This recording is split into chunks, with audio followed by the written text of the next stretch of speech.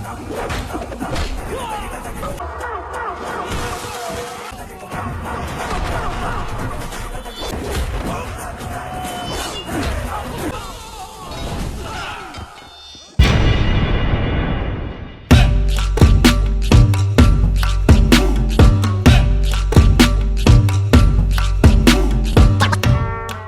halo, halo. Assalamualaikum. Jumpa lagi sama IP yang masih setia ngebawain alur film India. Gimana kabarnya? Semoga kalian dalam keadaan sehat dan selalu bahagia ya. Kali ini IP mau ngebawain alur film yang berjudul Kotiba 3 yang rilis di tahun 2021. Tanpa banyak cincong lagi, kuy kita langsung masuk ke intro.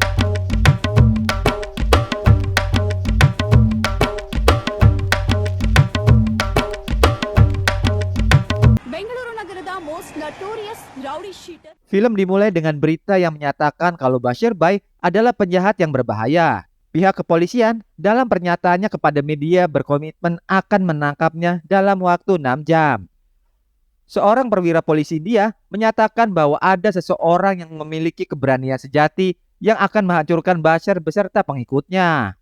Keyakinan tersebut terbukti ketika seseorang muncul dan berhasil mengatasi mereka.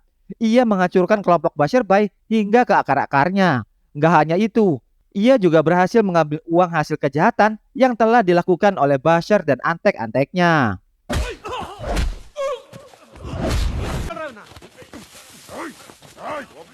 Orang yang mirip saya ini namanya Satya. Ia adalah seorang pemuda yang penuh kebaikan hati yang selalu menggunakan uangnya untuk kebutuhan para penghuni panti asuhan dan panti jompo yang telah ia kelola.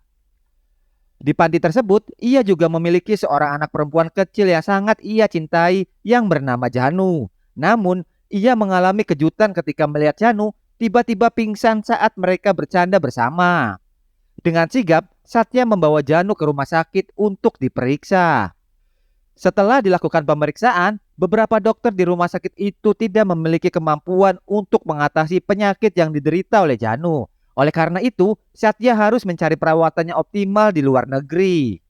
Scene berpindah ke Krakow, Polandia. Seorang pengusaha di industri farmasi yang bernama Devendra bersama dengan timnya mengunjungi Dr. Sidrat Shukla yang telah mereka tahan selama beberapa tahun. Devendra menginfeksi tubuh Dr. Sidrat dengan virus agar ia mau berbagi formula obat yang telah ditemukan olehnya. Devendra meminta anggota timnya untuk mengantarkan Dr. Sidrat kembali ke ruangan setelah ia menandatangani sebuah kesepakatan.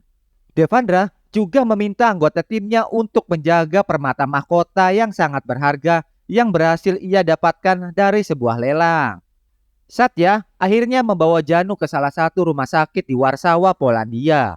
Setelah mendaftarkan Janu untuk pemeriksaan, Satya memutuskan untuk berjalan-jalan mengelilingi rumah sakit. Ia sangat terkesan ketika melihat seorang dokter yang berpakaian seperti Sinterklas memberikan hadiah kepada beberapa pasien anak di ruangan itu. Namun, beberapa ledakan tiba-tiba terjadi di daerah utara Warsawa. Polisi dengan cepat merespon dan menuju tempat kejadian. Namun, saat mereka dalam perjalanan, terjadi ledakan lagi di tempat yang berbeda. Sementara itu, sekelompok pencuri yang menggunakan topeng mulai menyandra beberapa pengunjung. Mereka berhasil mencuri permata mahkota yang telah disimpan di dalam museum. Laporan polisi kembali masuk dan menyebutkan bahwa ada ledakan lagi di beberapa tempat yang berbeda. Seorang polisi yang bernama Syarat menyebut bahwa ini adalah ulah Ghost. Ghost adalah seorang penjahat terkenal yang sering mencuri barang-barang berharga dari para mafia kelas kakap. Pencuri bertopeng berhasil membawa permata mahkota lalu melarikan diri dengan mobilnya. Melihat hal itu, Syarat tidak mau kalah. Ia segera memerintahkan beberapa mobil untuk mengejar pencuri itu. Di tengah perjalanan, sang pencuri membuka topengnya dan ternyata pria bertopeng itu adalah Satya. Polisi Polandia mengadakan rapat besar untuk membentuk tim Interpol yang dipimpin oleh Kang Anna, seorang polisi yang cerdas, cantik, dan berprestasi di India. Janu dan Satya kembali ke India dari Polandia. Di bandara, mereka tidak sengaja bertemu dengan seorang dokter yang bernama Priya yang bekerja di rumah sakit tempat Janu diperiksa. Priya melihat Satya sedang menyapa dengan penuh hormat kepada beberapa lansia. Hal itu membuatnya kagum pada Satya. Sementara itu, di dalam penjara Basarbai menyimpan dendam kesumat terhadap Satya. Di sana, ia bertemu dengan Kishore, seorang mantan anggota polisi yang dipenjara karena Satya. Mereka berdua saling mendendam dan bersaing untuk menghabisi Satya terlebih dahulu. Syarat mulai menyelidiki kasus pencurian permata mahkota di museum dengan memeriksa CCTV dari setiap ruangan. Kang Ana lalu memperbesar volume rekaman. Ia akhirnya menyimpulkan bahwa Ghost menggunakan mantra berbahasa Sanskerta untuk membuka kotak itu dan mencurigai Satya sebagai pelakunya. Ia lalu mencari data pribadi Satya sebelum kejadian. Karena hal itu, mereka memutuskan untuk OTW ke India. Sementara itu, Ghost kembali beraksi. Ia memasuki rumah seorang sultan tajir yang bernama Raja Ranganathan. Dengan cepat, ia menghabisi semua pengawal tanpa meninggalkan suara sedikit pun.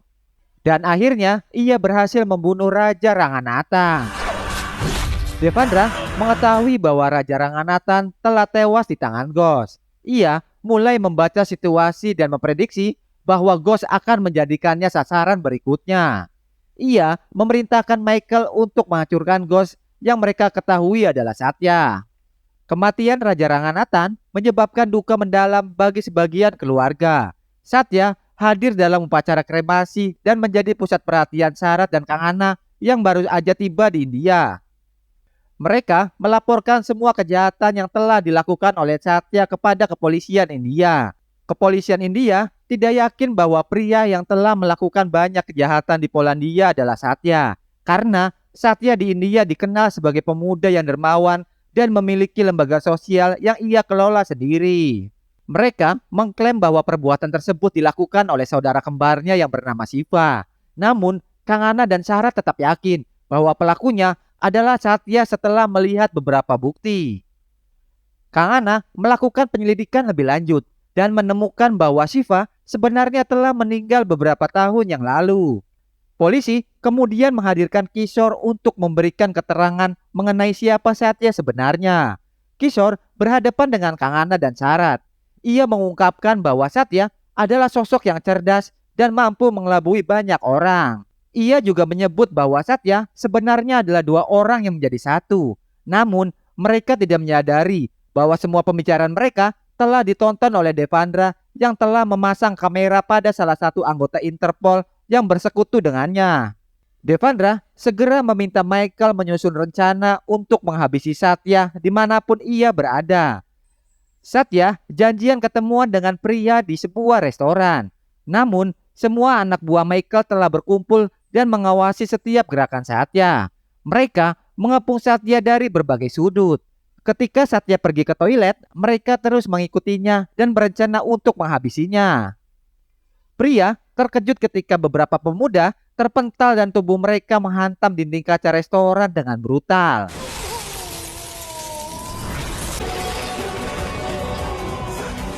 Dan yang lebih mengejutkannya lagi, pria melihat Satya dengan tangannya sendiri menghajar para penjahat itu, bahkan membunuh mereka dengan satu gerakan saja. Tiba-tiba, Kang Ana dan Sarat datang mengepung tempat tersebut sambil menodongkan senjata. Mereka bergerak mendekati Satya dan mulai memeriksa satu persatu korban yang jatuh. Tiba-tiba, mereka melihat Satya keluar dari toilet sambil memegangi kepalanya. Para polisi segera mengikatnya dengan borgol dan membawanya ke kantor polisi. Satya dimintai pengakuan atas kejahatan yang telah ia lakukan di Polandia. Sarat lalu menunjukkan bukti foto kejahatan yang pernah dilakukan oleh Satya. Namun, Satya hanya terdiam. Ia tidak mengerti pertanyaan yang diajukan oleh Sarat. Ia mengklaim bahwa ia tidak pernah melakukan hal tersebut. Sementara itu, pria yang juga ikut dalam penangkapan dimintai keterangan oleh Kang Ana di ruangan yang terpisah. Pria mengakui bahwa baru kali ini ia melihat kebrutalan Satya menghabisi banyak orang di hadapannya. Akhirnya, Satya dimasukkan ke sel bersama dengan Kishore. Ketika Satya tiba di sel, Kishore langsung menyerangnya sebagai peluapan rasa kekesalan terhadap Satya yang telah menjebloskannya ke dalam penjara.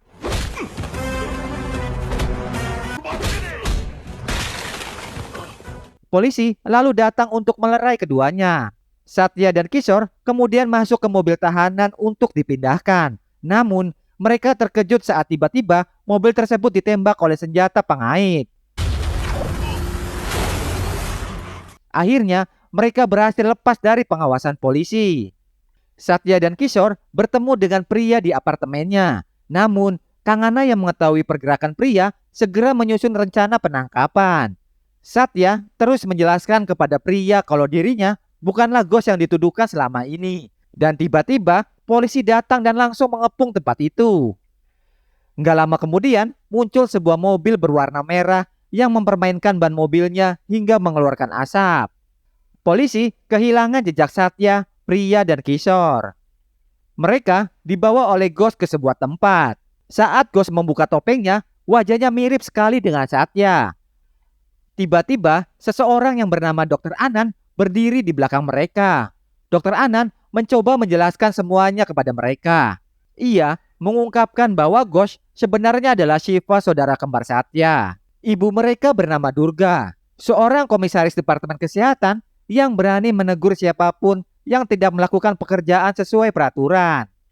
Durga ingin memberikan pelayanan kesehatan yang terbaik untuk masyarakat. Tapi Devendra berencana menciptakan sebuah virus yang akan disuntikkan kepada semua ibu hamil. Sehingga anak-anak yang lahir akan menderita penyakit. Dan orang-orang akan terpaksa membeli obat dari perusahaan farmasinya. Ngedengar hal itu, Durga menjadi marah dan berani menghadapinya. Ia lalu menyegel semua perusahaan farmasi Devendra. Tak disangka, Devendra datang ke rumah Durga dan menyerangnya. Suami Durga mencoba membantunya, tapi ia juga diserang oleh anak buah Devendra. Devendra menginjak-injak dan memukul perut Durga hingga ia pingsan. Suami Durga yang bernama Prakas lalu membawanya ke rumah sakit dan bertemu dengan Dr. Anand untuk menolongnya. Namun, Durga meninggal dunia di ruangan rumah sakit sebelum ia berhasil melahirkan bayi kembar mereka. Dr. Anand dengan cepat mengeluarkan bayi-bayi itu dan berhasil menyelamatkannya. Ia memberikan dua bayi tersebut kepada orang yang berbeda, namun ia sendiri menjadi korban fitnah dan dipenjara. Setelah menjalani hukumannya di penjara, ia mencari Shiva dan Satya beserta ayah mereka. Dr. Anand berhasil menemukan Shiva dan menetap di Polandia. Satya yang mendengar hal itu berniat membantu Shiva dan mereka pun menyusun rencana. Shiva mengetahui bahwa anak buah Devendra telah menculik Janu untuk disuntik sebuah virus. Ia meminta Satya mengikuti ambulan yang membawa Janu. Nggak berapa lama, Kangana datang bersama pasukannya dan langsung menangkap Ghost dan Kishore. Mereka lalu membawanya kembali ke kantor polisi. Tetapi di perjalanan, anggota Interpol lain mengkhianati Kangana. Mereka meminta Kangana membawa Ghost dan Kishore ke markas Devendra. Kangana mencoba melawan dengan mengalihkan arah mobilnya dan menelpon Syarat tanpa mengucapkan sepatah kata pun. Syarat yang mengetahui pergerakan Kangana segera mengubah arah menuju ke markas Devendra. Setelah sampai di sana, mereka kemudian diikat pada kursi yang berbeda. Devendra lalu mendekati mereka. Shiva memperhatikan setiap gerakannya dengan dendam yang semakin mendalam. Devendra lalu menghubungi anak buahnya yang sedang membawa Janu menggunakan ambulan. Satya lalu menghajar anak buah Devendra. Ia lalu menarik Janu yang tak sadarkan diri keluar dari ambulan sebelum meledak. Sementara itu, Shiva berhasil melepaskan diri dan melawan mereka satu persatu. Dan akhirnya Shiva berhadapan langsung dengan Devendra. Tiba-tiba sebuah pisau muncul di tangan Kishore dan menusuk perut Devendra.